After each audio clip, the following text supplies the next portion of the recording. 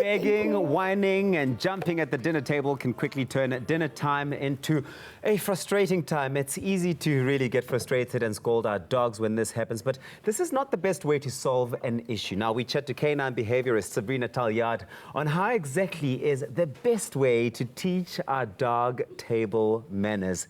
Sabrina, it's so good to have you here, but we're just chatting now, and you were saying to me, you cannot train a dog unless you've trained its owner. Definitely. Fact. Yes, it's not about what one person does with the dog, it's a family, you know, so everybody in the household needs to be running on the same principle, the same concept, and it needs to be consistent. Yeah. So you can't, one person lets their dog beg at the table, for instance, then the dog's going to continue begging at the table because it's getting reinforced. You know, it continues happening.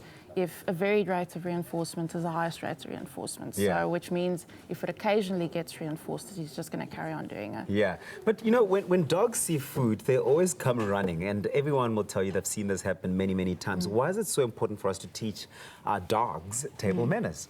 Well, firstly, it's embarrassing. You know, if you've got people coming over and guests and your dog is begging, you can't expect your dog not to beg when there's guests around, but he begs when there's nobody around. You know, he's going to do it, he doesn't know the difference. It's also important when it comes to obesity. You know, you don't want to overfeed your dog, you don't want to be feeding them the wrong stuff, you want to try and let them have a balanced diet.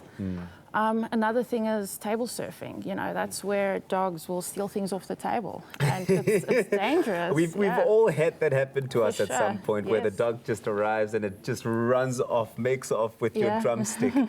And he will, you know, if he's getting food occasionally off the table, if he is allowed access to it, then he will definitely steal things off the table. And especially if you've just prepared a meal for guests, you know, oh man, it's the worst thing.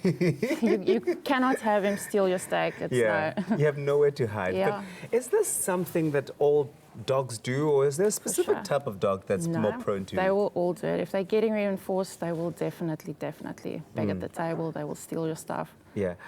I've always found that even if they've had mealtime and they've had their own food, they still will persistently rock up and ask for your food. But why is this? Why do dogs do this to us? It's a primary reinforcer at the end of the day. So food is something that dogs enjoy. You know, dogs enjoy digging, dogs enjoy running, they enjoy dog stuff, and food is just one of those things. It's even if they're full, they will eat everything. I've heard of dogs getting into the food. So, you know, the owners leave, they go somewhere, and then they accidentally leave the lid to the food open, and the dog gets access to that. and they find this dog like lying there just full. Rolling around. Can't move for like 2 days. Nap time for a while. But Sabrina, you know, the difference between training your dog and training, let's say, your children around, you know, table manners, or training your spouse even, is that you can speak to your partner or your children and say, okay, we don't do this at the table. That's not how we do it. We understand, How do you train a dog around table manners? It is, as I was saying, it's the reinforcement, you know. So dogs do something for a reason. If they're getting something out of it, they're going to continue doing it. So if we continue to reinforce them, they're going to continue to do it. So the first thing is, don't give them food off the table while you're eating. Don't even give them a little tidbit, because they're going to continue. It's so difficult because they can be so cute, just like there at the corner. That's the thing. They're adorable, and they look at you with these big eyes, and we fall for that. Yeah, we do. And it's a oxytocin in our brain, which is essentially a chemical and a hormone which makes us feel this way. You know, so it's not our fault that they look like that. It's not our fault we fall into it. But it's, oh man, you want to just give them something. and they know what works. You know, so they do these things because it works. And and when it comes to still making sure that you're not completely neglecting your dog, and you're still giving it the attention that it needs, so that it's not going a little bit wild. What do you need to do? What are some of your tips for that? So we need to distract and redirect is the first thing. So give your dog something to do. You could give them toys. It's a good idea to rotate your toys as well. So you're not going to have all your toys out at once. Have a few toys out, and every couple of days put a different couple of toys out. What's especially nice especially with the Marltons range here, is you can put a specific toy away, you know, that your dog only gets during mealtime. So you're giving him something to do instead. So you're rewarding them for good behavior in some way, right? That's exactly it. And we need to reinforce the good behavior, give them something else to do instead. So it's like a kid that's drawing on the wall.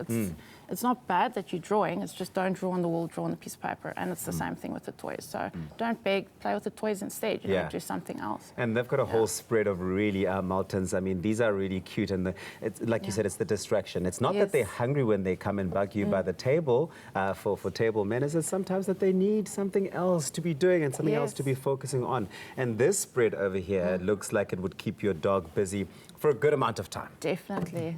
Sabrina, man, we've taken some notes. Or if you're out there and your dog often comes whining and looking to grab some drumsticks. Be strong. Be strong, be strong, and know that there is help. There's a whole range of products that are designed specifically to make sure that you are not neglecting your dog. So you can consult and look to these products for that entertainment that they need. On that note, we're going to take a break.